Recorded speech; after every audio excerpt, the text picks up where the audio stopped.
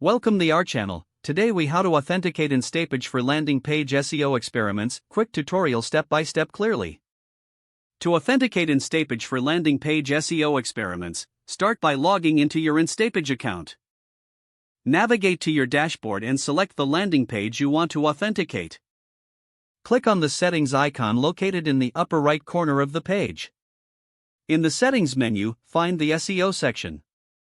Here, you will see an option for domain authentication. Click on the Authenticate Domain button. Follow the prompts to enter your domain name. You will need to access your domain's DNS settings.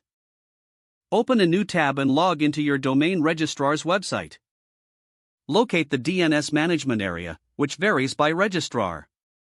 Add a new TXT record as instructed in the Instapage authentication prompt.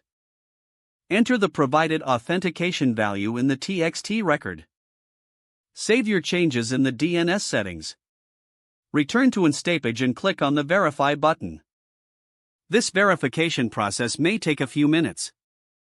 Once verified, you will see a confirmation message in Instapage. Your landing page is now authenticated for SEO experiments. Now, you can proceed to optimize and test your landing pages effectively. If the page does not load, refresh the browser or try again in a private or incognito window. Make sure you are using the correct email address, then retype it carefully to avoid small typos. If your password is not accepted, use the reset option and create a new strong password you can remember.